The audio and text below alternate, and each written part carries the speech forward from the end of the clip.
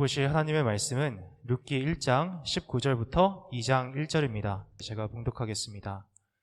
이에 그 두 사람이 베들레헴까지 갔더라. 베들레헴에 이를 때에 온 성읍이 그들로 말미암아 떠들며 이르기를 이가 나오미냐 하는지라. 나오미가 그들에게 이르되 나를 나오미라 부르지 말고 나를 마라라 부르라. 이는 전능자가 나를 심히 괴롭게 하셨음이니라. 내가 풍족하게 나갔더니 여호와께서 내게 비어 돌아오게 하셨느니라. 여호와께서 나를 징벌하셨고 전능자가 나를 괴롭게 하셨거늘 너희가 어찌 나를 나오미라 부르느냐 하니라. 나오미가 모압 지방에서 그의 며느리 모압 여인 룻과 함께 돌아왔는데 그들이 보리 주스 시작할 때에 베들레헴에 이르렀더라. 나오미의 남편 엘리멜렉의 친족으로 유력한 자가 있으니 그의 이름은 보아스더라. 아멘. 오늘은 인생이 씁니까 답니까? 인생이 씁니까 답니까? 라는 제목으로 말씀을 전하겠습니다. 오늘은 나오미와 룻이 베들레헴에 돌아온 장면을 보겠습니다. 오늘 나오미의 모습을 함께 보면서요, 우리 각자 내 인생을 어떻게 바라보고 있는지 좀 돌아봤으면 좋겠습니다. 여러분, 지금 내 인생은 씁니까 답니까? 다른 말로 지금 내 인생이 괴롭습니까? 아니면 즐겁습니까? 그렇다면 왜 도대체 그렇다고 생각하십니까? 오늘 말씀을 통해서 두 가지 메시지를 나누겠습니다. 첫째로, 하나님은 항상 좋은 것을 예배해두고 계십니다. 하나님은 항상 좋은 것을 예배해두고 계세요. 19절 보겠습니다. 그러니까 나오미와 룻이 드디어 베들레헴에 도착합니다. 근데 이 나오미가 이민 간 지 10년이 넘게 지났거든요. 근데 온 마을이 이 둘 때문에 떠들썩해집니다. 여기 19절 보면요, 특히 여인들이, 우리 성경에는 이제 번역하면서 생략을 했지만 히브리어를 보면 그녀들이라고 명시되어 있어요. 여인들이 떠들어대요. 이 사람 나오미 아니야? 그런데 이상합니다. 분명 나오미인 것 같은데 이상해요. 분명 옛날에 이민을 떠날 때만 해도 부잣집이었고요, 옆에 남편과 떡두꺼비 같은 아들 2명이 있었어요. 근데 지금 보니까 남자는 한 명도 없고 웬 젊은 여자 하나만 옆에 있어요. 그리고 너무 늙었고 초라해 보입니다. 딱 봐도 견적이 나오죠. 그렇게 잘난 척하면서 이민을 가더니 남자는 다 죽고 개털이 됐구나. 여러분 한번 생각해 보십시오. 나오미가 10년 전만 해도요, 부잣집 마나님이었어요. 사람들이 다 자기를 부러워했을 거예요. 근데 그런 사람도 이제 자기를 보면서 수군대는 것 자체가 굉장히 수치스럽고 힘들었을 것입니다. 이제 20절과 21절에 나오미의 대답이 나옵니다. 어떻게 대답합니까? 20절에 이렇게 말해요. 나를 나오미라 부르지 말고 마라라고 불러. 이는 전능자가 나를 심히 괴롭게 하셨기 때문이야. 이 뒷부분 있잖아요. 이걸 좀 더 직역하면 이는 전능자가 나를 아주 쓰게 만드셨기 때문이야 입니다. 여기 나오미가 언어 유희를 하고 있는데 이 나오미란 이름의 뜻이 뭔지 아십니까? 바로 기쁨, 즐거움이란 뜻입니다. 이름 뜻이 참 좋죠. 그런데 마라의 쓴물 아시잖아요. 그 뜻이 쓰다, 괴롭다입니다. 그러니까 하나님이 나를 쓰게 만드셨으니까, 나를 마라로 만드셨으니까 나를 마라라고 불러 라고 한 거예요. 여기 하나님을 향한 신랄한 원망이 있지 않습니까? 그리고 21절에 그 원망 섞인 한탄을 계속 또 늘어놓습니다. 내가 풍족하게 나갔는데, 이민 갈 때만 해도 부자였고 내 옆에 남편과 2 아들이 있었는데 하나님께서 아무것도 없이 돌아가셨어. 내 재산 다 뺏어가셨고 내 2 아들, 내 남편 다 데려가셨어. 하나님이 나를 심판하시고 나를 괴롭게 하셨는데 왜 나를 나오미라 부르니? 왜 나를 기쁨이라 부르니? 날 마라라고 불러. 오늘 나오미의 그 모습을 보십시오. 피 맺힌 절규를 하고 있습니다. 날카롭고요, 아주 매섭습니다. 한이 맺혀 있어요. 하나님을 향한 울분이 있습니다. 하나님, 어떻게 제게 이러실 수가 있습니까? 하는 분노도 있고요, 또 다른 한편으로는 난 저주받았구나, 난 심판받았구나, 나 다 끝장났구나, 이런 죄책감과 절망도 있습니다. 오늘 우리 가운데도 나오미와 같은 분들인지 모르겠어요. 하나님, 제 인생을 왜 이렇게 쓰게 만드셨습니까? 하는 원망이 있습니까? 또 다른 한편으로 나 저주받았구나, 나 심판받았구나, 내가 잘못한 것에 대한 모든 죄값을 치르고 있구나, 그런 마음이 있습니까? 그런데 여기 나오미가 크게 오해하고 있는 게 하나가 있어요. 그게 뭔지 아십니까? 바로 그녀가 그녀의 죄에 대한 값을 치르는 게 아니었다는 거예요. 저주를 받고 심판받은 게 아니었다는 것입니다. 우리도 툭하면 뭐라 그래요? 하나님의 심판이다, 저주다, 내 죄값을 치르고 있다, 이런 식으로 얘기하는데 그거 굉장히 큰 오해입니다.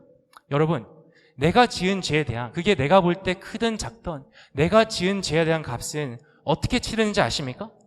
단순히 이 땅에서 못되고 힘들고 눈물 흘리는 정도가 아니라 저 지옥에서 영원히 불타는 거예요. 성경은 분명히 뭐라고 합니까? 죄의 삭은 사망이라고 했어요. 그게 우리 육신의 죽음이 아니라 영의 죽음을 말해요. 영원토록 지옥에 가는 거예요. 그래도 죄값이 치러지지 않습니다. 그런데 그 모든 죄값을 누가 대신 치러주셨어요? 예수님께서 십자가에서 다 대신 치러주셨습니다. 그걸 믿으십니까? 날 대신해서 아버지의 심판을, 그 쏟아지는 진노와 저주와 그 지옥불을 다 대신 받으셨습니다. 그걸 믿으십니까? 그걸 정말 믿으십니까? 그래서 설상 내 죄 때문에 삶이 어려졌다고 해도, 내 눈에 피눈물이 흐르는 것이라고 해도 그것은 심판이 아니라 뭡니까? 아버지의 사랑의 매예요. 징계입니다. 훈계예요. 이건 천지 차이가 있는 거예요. 심판과는. 그 아버지의 그 매를 맞아서 죽는다 해도 마찬가지예요. 우리 죽는다 해도. 왜? 죽으면 천국 가니까.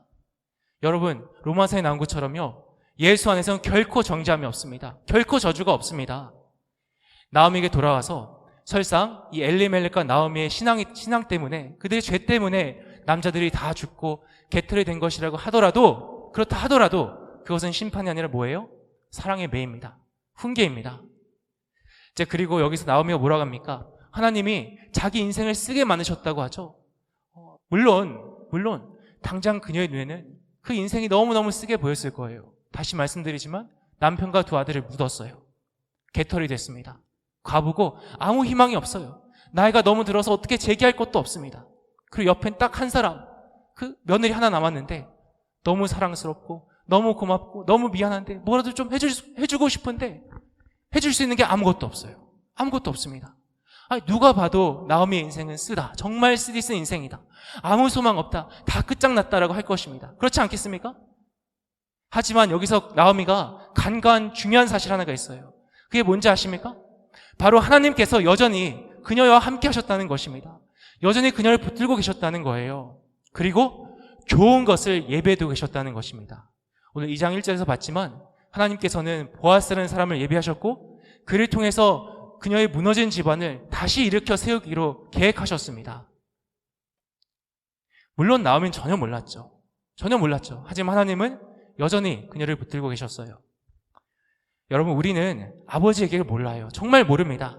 아무리 기도 많이 하고 영안이 열려서 예언의 은사가 임하고 계시의 은사가 임해서 다른 사람보다는 하나님의 것을 많이 본다고 하더라도 그것도 그냥 극히 일부분만 보는 거예요. 마치 온 바닷물 중에 물방울 하나만 아는 것과 같습니다. 아무리 많은 것을 봐도 그 대부분은 몰라요. 이 땅에선 예수님도 그렇고 하나님의 것이 흐릿하게 보입니다. 결국 우리가 예수님 앞에 서 봐야지, 그분의 얼굴을 봐야지 비로소 모든 게 다 이해가 될 거예요. 하지만 여러분, 그럼에도 불구하고 우리가 이 땅에서는 다 흐릿하게 보이고 지극히 일부분만 볼 수 있음에도 불구하고 지금 이 땅에서 확실히 알 수 있는 거 하나가 있어요. 그게 뭔지 아십니까? 우리가 아버지의 계획을 극히 일부분만 알지만 그 계획이 선하다는 것입니다. 최선이라는 것입니다. 그걸 정말 믿으십니까? 지금도 내가 알지 못하지만 보아스를, 좋은 것을 예배해두고 계세요. 그 예비하신 하나님, 야훼 일의 하나님을 우리는 아버지라 부르지 않습니까? 지금 삶이 어려울 수 있어요. 아무것도 안 보일 수 있습니다.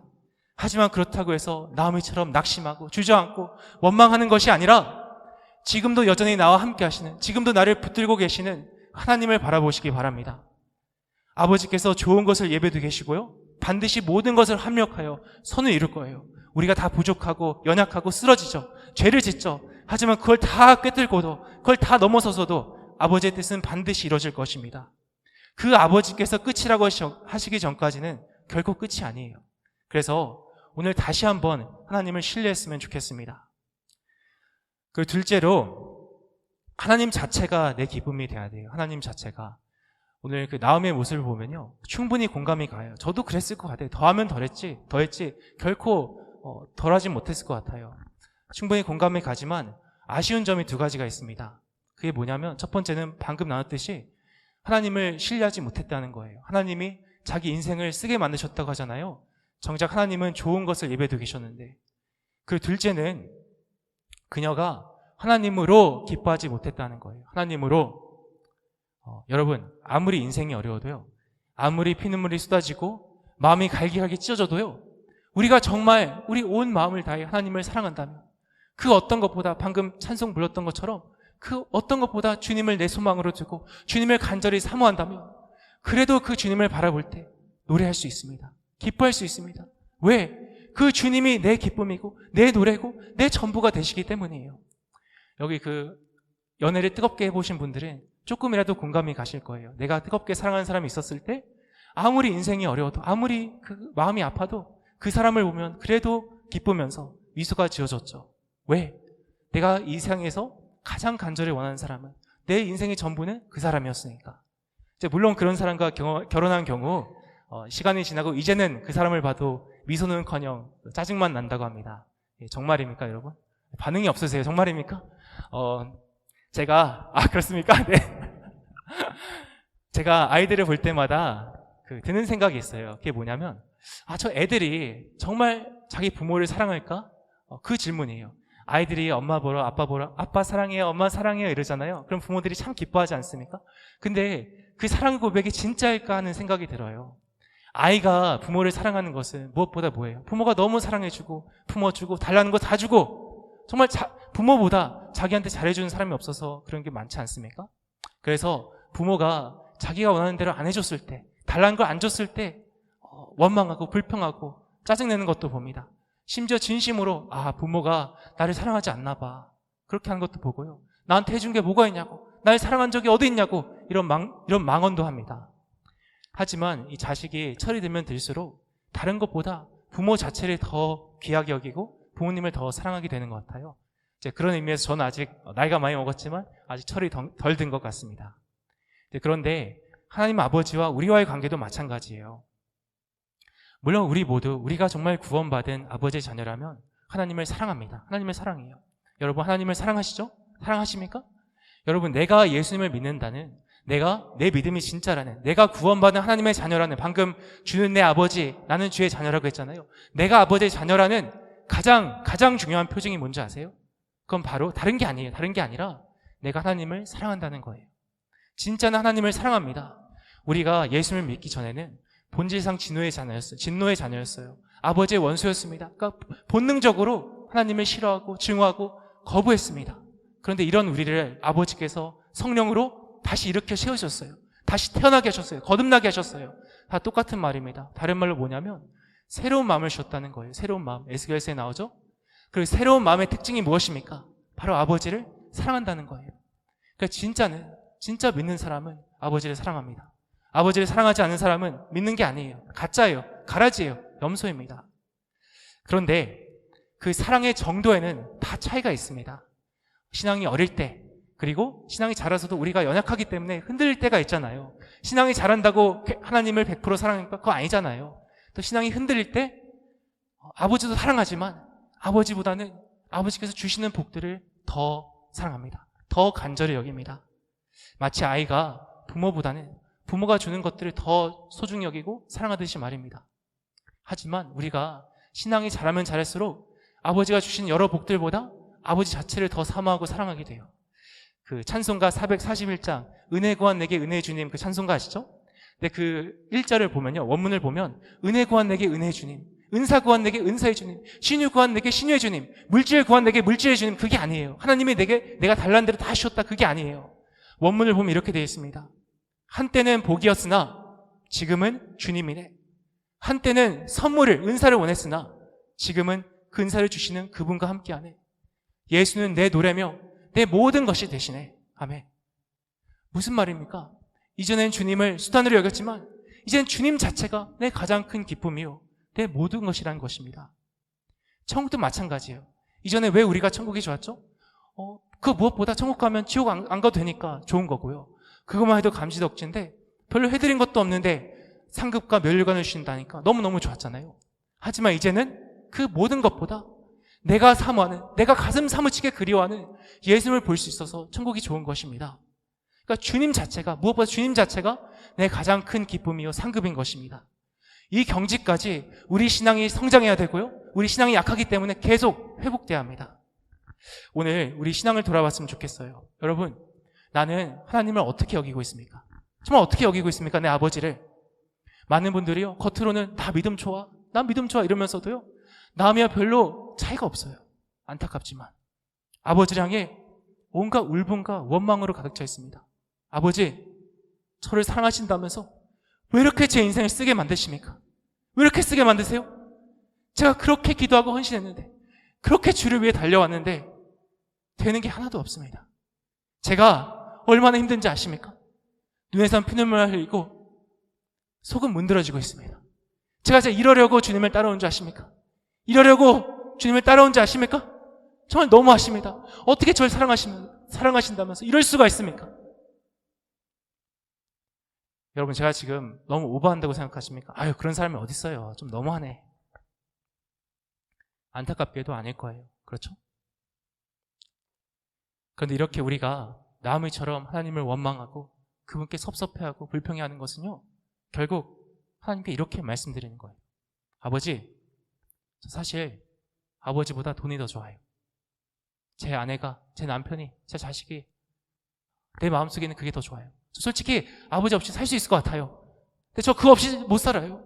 저 그거 없이 절대 못 살아요. 근데 아버지, 왜 그걸 뺏어가세요? 왜 그거 안 주세요? 아버지, 너무 미워요. 너무 싫어요.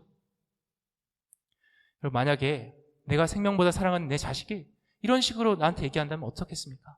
엄마, 아빠, 나 솔직히 엄마 없이 살 수 있을 것 같아. 나 그거 없이 못 살아. 근데 나 그거 없이 못 살아. 근데 그거 왜 나 안 주는 거야? 내가 그렇게 간절하게 달라고 하는데 왜 그거 뺏어간 거야? 나 사랑하는 거 맞아? 어떻게 나한테 이럴 수가 있어? 자식이 그렇게 얘기하면요, 화가 나는 걸 넘어서서 마음이 무너질 거예요. 그렇지 않습니까? 지금 아버지가 원망스럽습니까? 밉습니까? 너무 하신다고 생각하십니까? 그런 내 모습을 보시는 아버지의 마음은요, 더 무너져 내리고 있습니다. 결국 힘들 때, 인생이 쓸 때 아버지를 원망하면 그만큼 그분을 사랑하지 않는다는 것이고 다른 무엇을 더 사랑한다는 거예요. 그게 성경이 말하는 우상숭배입니다. 여러분, 아버지께서는요, 때때로 우리에게 고난이라는 거 주세요. 때때로 우리 삶을 반드시 쓰게 만드십니다. 왜 그렇죠? 왜냐하면 계속 달콤하게만 만들어주시면 죽을 때까지 당신을 붙잡지 않기 때문이에요. 우리가 원하는 대로 계속 우리 삶을 달콤하게 만들어주시고 복만 계속 부어줘 보십시오. 물론 좀 양심이 있으면 하나님께 감사합니다, 사랑합니다, 너무너무 좋아요 라고 하겠죠. 하지만 여러분, 그 감사 고백이, 그 사랑 고백이 진짜일까요? 그거 아니죠. 그건 다 인정하시죠? 그건 마치 어린아이가 사달라는 걸 사줬을 때 엄마 고마워요, 아빠 고마워요 하고 잠깐 안긴 다음에 엄마 아빠는 아로 반중이고 그 장난감에 몰두하듯이 우리도 그러지 않습니까? 아버지는요, 우리 사랑이 그 수준에 머물기 원하지 않으십니다. 그래서 고난을 통해 우리 사랑을, 우리 신앙을 계속해서 담금질하십니다. 그래서 여러분, 어떻게 보면 고난은 기회예요. 기회 중에 기회입니다. 무슨 기회냐? 하나님을 진짜 사랑할 수 있는 기회예요. 신세대 용어로 하나님을 찐으로 사랑할 수 있는 기회입니다. 그 하박국 선지자를 보면요, 하박국서를 보면 마지막 장에 그 유명한 고백을 하지 않습니까?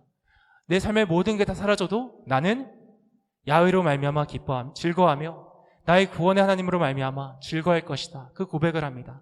근데요, 하박국 선지자가 인생이 평탄할 때 그 책상에 앉아서 이런 글을 쓴 게 아니에요. 언제 이 글을 썼는지 아십니까? 자기가 사랑하는 조국이 바벨론에 의해서 멸망하는 걸 바라보면서 이 고백을 했습니다. 사랑하는 조국이 망하는 걸 보면서 나는 그래도 하나님으로 기뻐하겠습니다 라고 했던 것입니다. 여러분, 전 제 진심을 다해 우리 사랑하는 조국 대한민국과 이 미국 땅이 다시 한번 회복됐으면 좋겠어요. 영적으로 다시 한번 아버지 앞에 섰으면 좋겠습니다. 그리고 제발 지켜주셨으면 좋겠어요. 정말 간절히 바랍니다. 하지만 여러분, 만약에 그리 아니하실지라도, 그 그리 아니하셔도 할 말이 없어요. 우리나라와 또 이 미국이 그렇게 많은 은혜와 복을 부어주셨는데 도대체 뭘 해드렸습니까? 더 죄만 짓고 있지 않습니까? 그 심판을 내린다 하실지라도 하박국처럼 나는 그래도 하나님을 말미암아 기뻐하겠습니다라고 할 수 있겠습니까? 여러분, 기억하십시오. 우리가 대한민국 사람이고 또 미국 사람도 있지만 내가 대한민국 사람이기 전에, 내가 미국 사람이기 전에 난 어느 나라 사람이에요? 난 천국 사람입니다. 그걸 기억하셔야 돼요.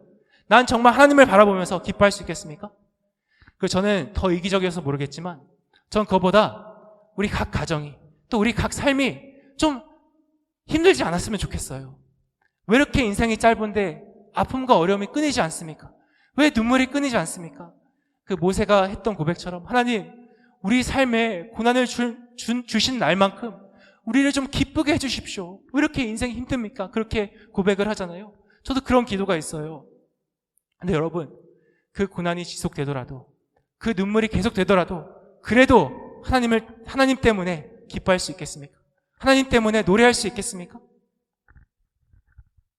기억하십시오. 고난은 온전히 하나님만으로 기뻐할 수 있는, 하나님을 진짜 사랑할 수 있는 기회입니다. 이런 기회가 없어요, 삶에서.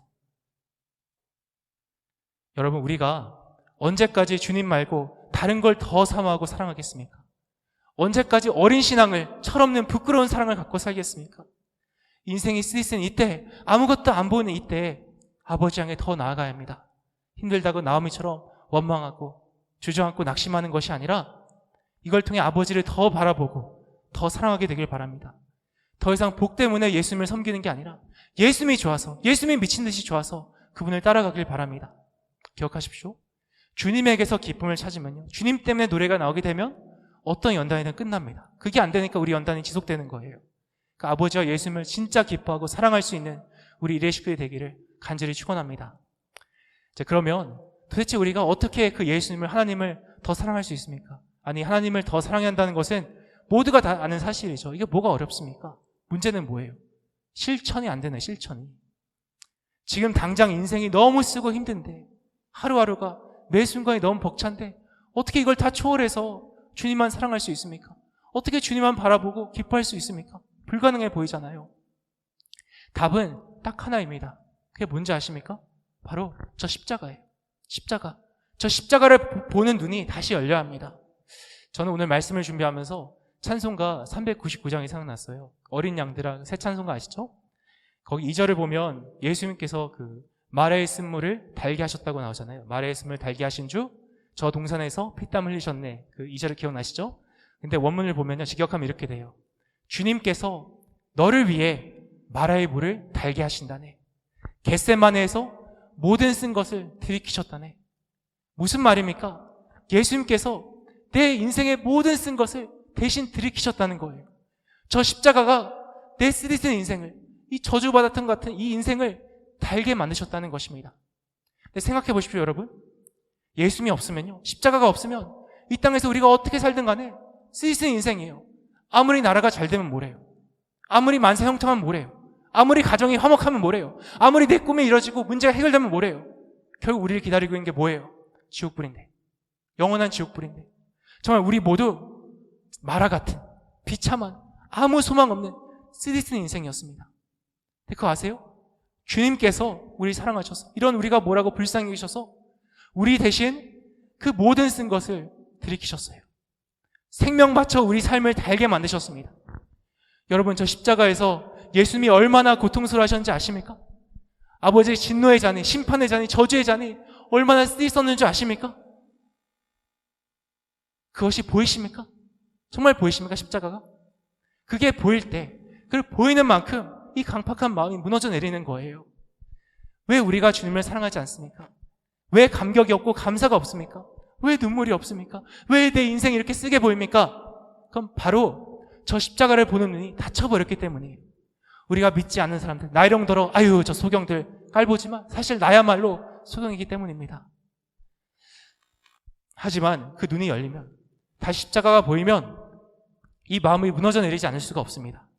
아, 이렇게 나를 사랑하시는구나, 내가 뭐라고 이렇게 나를 사랑하시는구나, 감격하지 않을 수가 없어요. 그게 주님을 사랑하지 않을 수가 없습니다. 내 인생이 그렇게 달아 보입니다. 그렇게 쓰게 보였던 내 인생이 달아 보여요. 왜요? 그 주님이, 그 좋으신 주님이 나와 함께 하시니까. 그래서 나도 모르게 기뻐하게 돼요. 노래하게 됩니다. 예수 안에서 오직 예수 때문에 내 인생이 달콤해집니다. 여러분, 십자가는 처음 믿을 때만 필요한 게 아니에요. 구원 받을 때만, 매 순간 필요합니다. 우리가 주님을 더 사랑하려면 십자가로 돌아가고 또 돌아가야 돼요. 닫혀있는 내 눈을 열어달라고, 제발 좀 열어달라고 울부짖어야 합니다. 안타깝게도 나오미는 그녀의 삶을 달게 만드신 하나님을 보지 못했어요. 그래서 그 좋으신 하나님을 바로 옆에 두고도 자기 인생이 쓰다고 끝장났다고 착각했습니다. 근데 우리도 그럴 수 있어요. 그 좋으신 예수님을 바로 옆에 두고도. 그런데 여러분, 이 짧은 인생 우리가 언제까지 그렇게 살 것입니까? 언제까지 뭘 주셔야지만 기뻐하고 아니면 원망하겠습니까? 기억하십시오. 저 십자가가 모든 쓴 것을 달게 만들었습니다. 그래서 아버지께서 우리 눈을 열어주셔서 그 십자가를 다시 볼 수 있기를 간절히 축원합니다. 이제 말씀을 맺겠습니다. 오늘 두 가지 메시지를 나눴습니다. 먼저 아버지께서 항상 좋은 걸 예배해 두고 계세요. 아무리 인생이 끝장난 것 같아도 아버지가 끝이라고 하시기 전까지는 끝이 아닙니다. 어려울수록 더욱 아버지를, 누가 아버지요? 내 아버지를 신뢰하길 바랍니다. 반드시 구원을, 여호와 이레 하나님을 경험할 것입니다. 그리고 그 하나님 자체가, 예수님 자체가 내 기쁨이 돼야 합니다. 그리고 그러려면 저 십자가를 보는 눈이 다시 열려야 돼요. 저는 오늘 말씀을 준비하면서요, 초콜릿이 생각났습니다. 초콜릿. 저는 참고로 초콜릿을 참 좋아합니다. 제가 얼마나 좋아하냐면요, 제가 어디를 가든 간에 좀 시간이 지나면 저 서전도사님, 서 목사님은 초콜릿을 참 좋아해 라고 사람들이 다 알더라고요. 제가 얼마나 앞에서 많이 먹으면 그러겠습니까? 그러니까 웬만하면 어떤 초콜릿 종류든 잘 먹습니다. 그런데 이런 저도요, 그 카카오 함량이 70%가 넘어가면 너무 쓰더라고요. 못 먹겠더라고요. 이 초콜릿을 우리 인생에 비유해서 여러분 각자의 인생에 카카오 함량이 몇 프로가 된다고 생각하십니까? 얼마나 쓰다고 생각하세요? 저는 맨 처음에 하나님을 만났을 때 예수님을 잘 믿으면 카카오 함량이 제로에 가까워질 거라 생각했어요. 특히 저는 어렸을 때 하나님 만났다고 했잖아요. 난 특별해. 하나님이 날 특별히 사랑하셔. 20대에만 조금 연단을 받으면 30대부터는 내 인생이 쫙 펼쳐질 거야. 달콤할 거야. 계속해서 쓰지 않을 거야. 좀 힘들어도 그렇게 힘들 줄 몰랐어요. 눈물을 흘려도 피눈물을 안 흘릴 줄 알았습니다.